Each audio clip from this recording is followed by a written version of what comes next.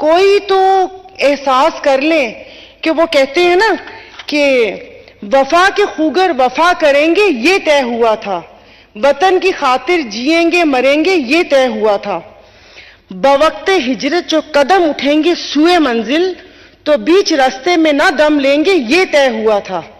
और मेरे भाई यहां पर नहीं बैठे हुए वरना बोलती कि तमाम देरीना निस्बतों से गुरेज करके नए वतन को वतन कहेंगे ये तय हुआ था। चूरन नहीं बेचना था महाजर का। और किसी भी उलझनों में रहबरों की रजा से पहले, किसी भी उलझन में रहबरों की रजा से पहले अवाम से इज़्न आम लेंगे ये तय हुआ था। जिस वक्त वहां से हिजरत की थी ना, अपना घर बार सब कुछ छोड़कर आए थे, हम लोग भी उसी में शामिल हैं। आपको, मुझे नहीं पता कि यहां पर कितने लोगों को उस दुख का एहसास है या नहीं है। जाहिर है जो है उनको वह एहसास होगा कि नानाबू ने दाल नहीं खाई थी क्योंकि उस घर में, उस आंगन में सौंधी सी दाल पक रही थी। और जिस वक्त वो अपना घर बार छोड़कर वहां से निकले थे कि चलो इस नए मुल्क में जाएंगे जहां पर हमें सब कुछ मिलेगा, लेकिन यहां आके पता चला कि ये तो मुल्क स्टार्ट ही नकली क्लेम और नकली जातों से शुरू हुआ था। कोई सिद्दीकी बन गया, कोई सैयद बन गया, कोई क्या बन गया। तो इस सही डायरेक्शन में इस मुल्क को ले जाएं। मुल्क हमारा है। और बारह वही बात है कि मुझे यहां पर बार बार कुछ तजदीद मोहब्बत करने की जरूरत नहीं है कि मैं बार बार जिक्र करूं कि मैं अपनी मुल्क के इदारों से, अपने मुल्क के शहरी, अपनी अफवाज पाकिस्तान से, स्पीकर साहब अभी कोई खुदा न खास्ता कोई ऐसी बात हो ना तो मेरे में इतने गट्स हैं कि मैं इनके ऊपर चलने वाली गोली मैं अपनी छाती पर खा सकती हूं। मैं अपनी किसी भी उसको वो नहीं वो कर सकती, लेकिन बार बार तजदीद वफा की उसकी जरूरत क्यों पड़ती है। मैं इस पाकिस्तान की शहरी हूं, मैं कहीं नहीं मैंने जाना, मैं यहां पर, लेकिन मुझे लोग डराते क्यों हैं। मैं बहुत मुश्किल से अपने आंसू रोक के मैं बैठी हुई हूं। पिछले 25 दिन से जिस बंदे को देखो वो डरा रहा है। मैं इस मुल्क में नहीं रहती, क्या मुझे अपने मुल्क से प्यार नहीं है। एक ट्वीट कर दूं उसके ऊपर कहते हैं कि ये क्या कर दिया तुमने, तुम्हें अपना ख्याल नहीं है। कौन करेगा मुझे कुछ। अगर मैं अपना हक मांगने के लिए यहां पर मैं बोलती हूं, मुझे कहते हैं तुम बोलती हो, ये लगता है कि तुम पीटीआई के लिए बोल रही हो। मैं भाई मेरी अपनी पार्टी है। अगर मैं अपने कहे की जिम्मेदार हूं, जो तुम लोगों ने समझा है, मैं उसकी जिम्मेदार नहीं हूं। ये कोई बात है। यहां पर कोई भी वो कर दे, आप यकीन नहीं करें, मैं सच में आपको बता रही हूं कि मुझे नहीं पता कि अब क्या होगा। कि जिस वक्त ये हालात चल रहे थे और मैं अपनी एक दोस्त से मिलकर आ गई थी, क्योंकि ये सब चीजों से बालातर दोस्ती का रिश्ता होता है। जिस तरीके से मुझे डराया मेरे ही साथियों ने, पूरी रात में डरती रही कि खुदा जाने कौन लात मार के दरवाजा खोलकर अंदर आएगा। मैं घर में होती हूं, मैं वहां पर मैं परेशान हो रही होती हूं कि मेरे बच्चे मेरी आंखों के सामने रहे। ये कहां लेकर आ गए इस मुल्क को कि मैं यहां पर बैठकर हम लोग क्या करें। मैं अपनी क्या कलाई काटूं, क्या खून से लिख के दूं कि मैं मुहब्बे वतन हूं।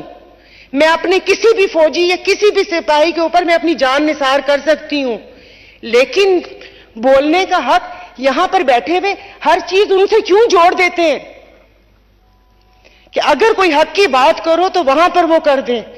मेरा ताल्लुक बॉर्डर के इलाके से, वहां पर एफएफसीए खाद की। सर ये तो एक बेसिक जरूरत है ना कि अगर कोई फैक्ट्री लगी है तो आपने वहां पर कोई फिल्टर प्लांट लगाना है कि पानी अंदर ना जाए, वो पानी जहरीला ना हो। मेरे घर के 6 लोग कैंसर से इंतकाल हुए, 7वां अभी पेशावर में एड़ियां रगड़ रहे हैं। मुझे नहीं पता क्या होगा, लेकिन जिस वक्त मैं यहां पर आई थी मैंने कहा अच्छा मैं ये इशू उठाऊंगी। किसी ने कहा चुप, इसके बारे में नहीं बोलना। फिर इसके बारे में क्यों ना बोलूं। ये तो एक मैं क्या कह रही हूं, मैं तो ये कह रही हूं कि भाई वहां पर कोई अस्पताल होना चाहिए, वहां पर कोई फिल्टर प्लांट होना चाहिए था कि लोग मरे ना, कि 99.9% जिगर की बीमारियां हेपेटाइटिस वहां पर ना हो, जो कि बढ़ के आगे जिगर का कैंसर बनता है। मैं क्यों नहीं बोल सकती? आप मुझे बताएं। पाकिस्तान की शहरी हूं ना, आइन मुझे हक देता है बात करने का। मैं किसी पे कीचड़ तो नहीं उछाल रही, मैं किसी पे उंगली तो नहीं उठा रही, मैं क्यों नहीं बोल सकती?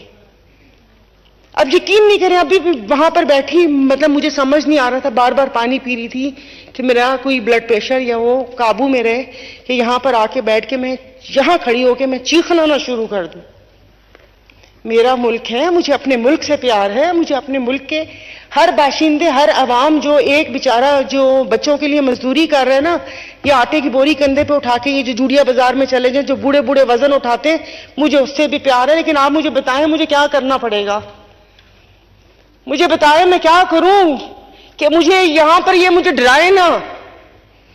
25 दिन से डराया हुआ इन लोगों ने, हर किसी को डराया हुआ है। फोन पे बात करती, रखो फोन, फोन पे बात नहीं करो। अरे फोन पे बात ना करूं तो क्या करूं मैं? क्या किसी से बात नहीं कर सकती? तो मैं यहां पर कहना चाहती हूं कि भाई मुहब्बा वतन है। मेरी पार्टी को तो इन सब लोगों ने बोला ना कि तुम लोग तो उनकी गोद में बैठे हुए हो, तुम लोग तो प्रो फेडरेशन हो। हमने तो कुछ नहीं बोला, तो कम से कम खुदा के वास्ते ना डराए मुझे। मैं अकेली, मेरे बच्चे हैं, मत डराए मुझे। अगर मैं बैठकर ऐसी कोई ट्वीट कर देती हूं या कोई बात मैं कर देती हूं तो उसका मतलब इस्लाह होता है। ये नहीं मैंने बोला कि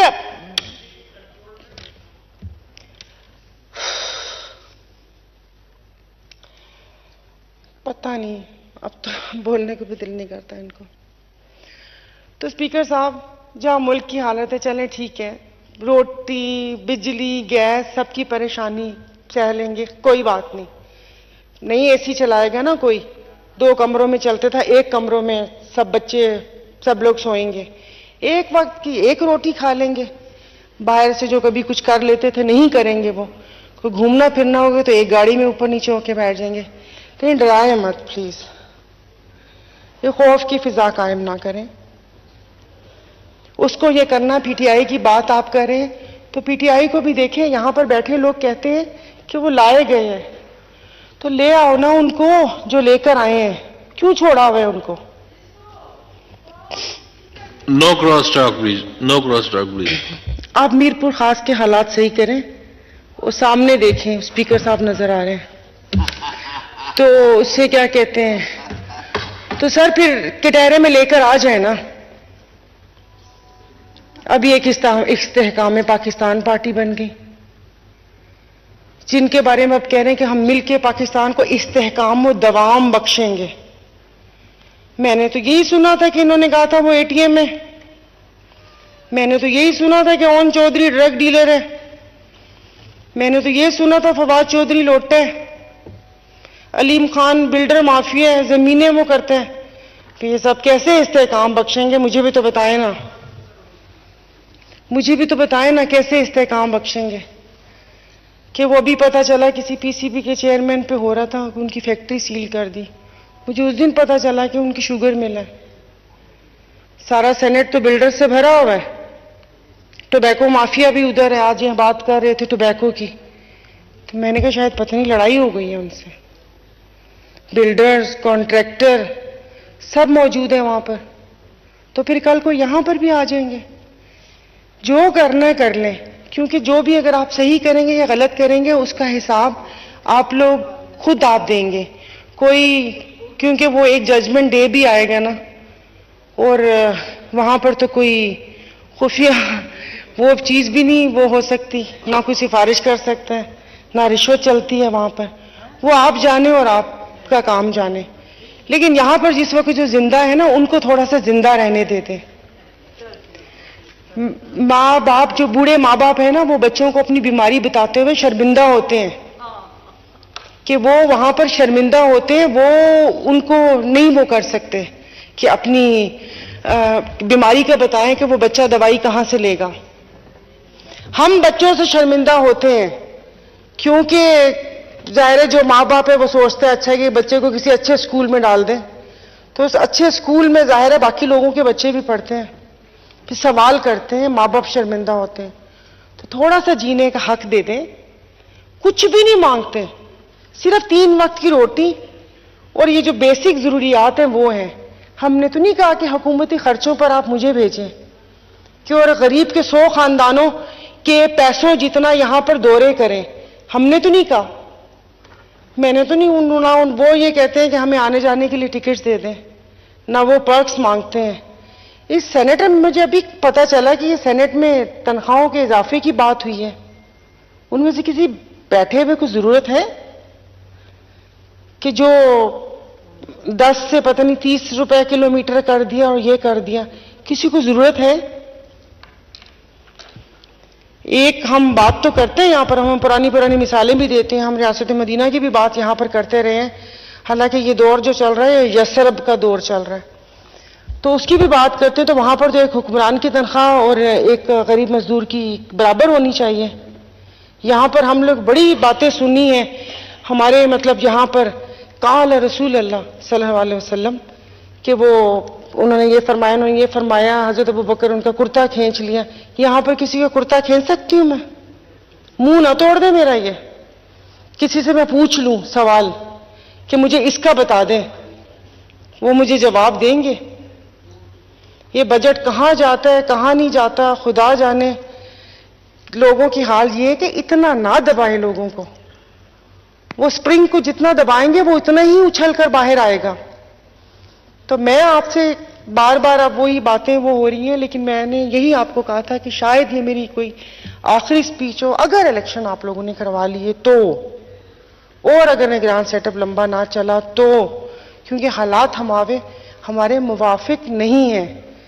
लेकिन एक ऐसी बात है कि वो कहा है किसी ने कि साइकिल पर या सियासत में किसी समत भी निकल जाओ, हवा ना मुवाफिक ही रहती है। तो वो हालात तो कभी भी मुवाफिक नहीं रहेंगे। तो मैं बार बार आपसे यही गुजारिश कर रही हूं कि खुदा के लिए आपसी झगड़े छोड़ दें, कोई एक चीज का रिलीफ दे दें कि जो पता चले कि हाँ ये इस अवाम को, या अवाम भी सोचे, या ऐसे वो करके। बिकॉज अब मैं ऐसे में बता रही हूँ कि शायद मेरी कोई 2-3 स्पीचेस काफी वायरल हो गई, तो अभी लोग थोड़ा सा पहचानना शुरू हो गए। तो मुझे जितना भी 2-3 लोग मिले तो आंखों में आंसू भर के बोला कि आपने हमारे लिए बात की, आपने हमारे लिए बात की। और मैं सोच रही थी कि अगर सिर्फ बात करने से ये लोग सर आंखों पे बिठा सकते हैं, तो अगर इनके लिए काम कर लिया जाए तो अपनी आवाम तो हमारे ऊपर जान कुर्बान कर दे। लेकिन हमने कभी सोचा नहीं। तो प्लीज मतलब कुछ कर लें, लकीर के फकीर ना